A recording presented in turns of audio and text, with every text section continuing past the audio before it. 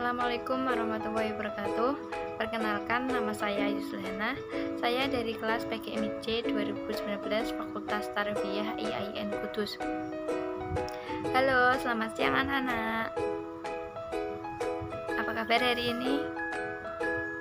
Alhamdulillah, baik semua ya. Oke, hari ini pelajarannya SKI ya. Kita akan belajar tentang biografi Sunan Derajat dan perannya dalam mengembangkan agama Islam di Indonesia. Oke, materi pertama kita akan membahas tentang biografi Sunan Derajat ya. Sunan Derajat atau Raden Qasim, putra bungsu Sunan Ampel dan Nyai Ageng Manila, lahir tahun 1470 Masehi. Ia bersaudara kandung dengan Raden Mahdum Ibrahim atau Sunan Bonang. Ibunya berdarah Jawa yang membuat pengetahuannya tentang bahasa, sastra, dan budaya lebih berdominan bercorak Jawa. Seperti Bonang kakaknya, ia pun sangat pandai mengubah berbagai jenis tembang macapat ungkur di mana berisi pesan-pesan Islam. Raden Qasim belajar ilmu agama kepada ayahnya yaitu Sunan Ampel dan mendalami kepada Sunan Gunung Jati di Cirebon. Kepergiannya pergi menyantri di Cirebon dipertemukannya dengan sang istri, yaitu Dewi Sufiyah, putri Sunan Gunung Jati. Setelah menikah dengan Putri Sufiyah, Raden Qasim tinggal di Kadrajat sehingga disebut dengan Pangeran Derajat. Di usia tuanya, Sunan Derajat tinggal di Dalam Wulur, sebuah tempat tinggal arah yang sebelahnya di desa Derajat. Disinilah ia menghabiskan masa hidupnya untuk berdakwah. Terdapat sejumlah peninggalan yang terpelihara sampai sekarang, diantaranya singko mangkok, yaitu seperangkat alat musik gamelan, dan beberapa benda lainnya. Sunan Derajat wafat pada tahun 1522 Masehi. Dimakamkan di Desa Derajat, Kecamatan Paciran, Kabupaten Lamongan. Oke, materi selanjutnya Bu Guru akan menyampaikan tentang peran Sunan Derajat dalam perkembangan Islam di Indonesia, yaitu yang pertama, meningkatkan kesejahteraan masyarakat, yang kedua, menanamkan pendidikan akhlak. Dalam menanamkan pendidikan akhlak, Sunan Derajat itu memberi pepali pitu. Yang pertama, membangun resep Yasin Sasama, yang artinya dalam bahasa Indonesia itu kita selalu buat senang hati orang lain. Yang kedua, jroning suka kudu eling lan waspada, yang artinya dalam suasana gembira hendaknya tetap ingat Tuhan dan selalu waspada. Yang ketiga, laksitaning subroto lan nyipta marang pringgo bayaning lampah, yang artinya dalam upaya mencatat cita-cita luhur jangan menghiraukan halangan dan rintangan. Yang keempat, meper hardening pancaritya, yang artinya senantiasa berjuang menekan gejolak nafsu-nafsu indrawi.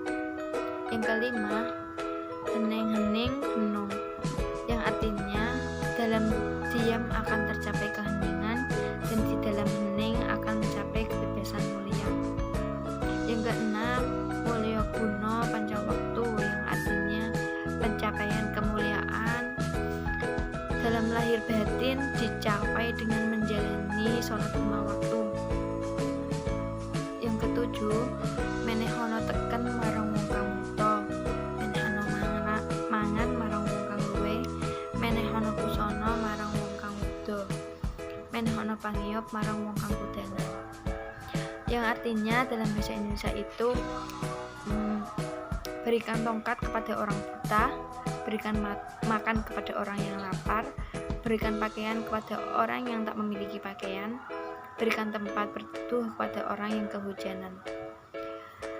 Ajaran-ajaran agama Islam disampaikan dengan kalimat-kalimat sederhana dan dipahami dan dijalani masyarakat. Kedekatannya dengan masyarakat didukung oleh kemampuannya dalam menyampaikan dakwah lewat kesenian wayang. Beliau juga dikenal mengubah sejumlah tembang dalam menyampaikan falsafah kehidupan kepada masyarakat. Sesekali ia tampil sebagai dalang dan menyisipkan dakwah untuk menyebarkan ajaran Islam lewat pertunjukan tersebut. Oke, materi selanjutnya kita akan membahas tentang sikap positif dalam pribadi Sunan Derajat. Yang pertama itu merakyat, dan peduli fakir miskin. Sebelum menyampaikan dakwah Sunan Derajat, mengawali dakwahnya dengan memberikan perhatian terhadap kesejahteraan dan kondisi masyarakat, dan fakir miskin menjadi perhatiannya saat berdakwah. Yang kedua, seniman yang mendidik. Bagi Wali Songo, seni dijadikan media dakwah untuk menyampaikan ajaran Islam. Ia mampu mengubah sejumlah tembang dan tampil sebagai dalang dalam pertunjukan wayang. Yang ketiga, berdakwah dengan arif dan bijaksana.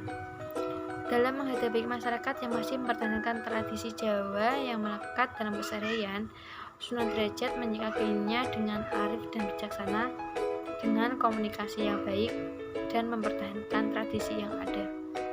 Selanjutnya kita akan membahas tentang metode dakwah Sunan Derajat.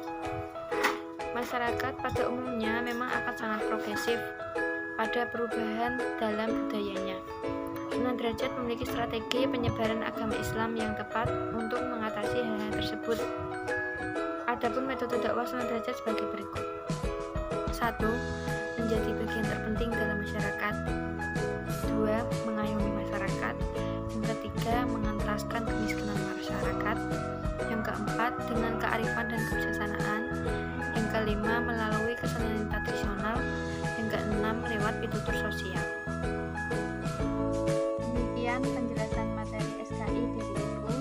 Pada video kali ini, apabila ada yang belum dimengerti atau belum paham, bisa menambah wawasan di referensi lain seperti di buku, di YouTube, dan artikel-artikel lain tentang SKI yang ada.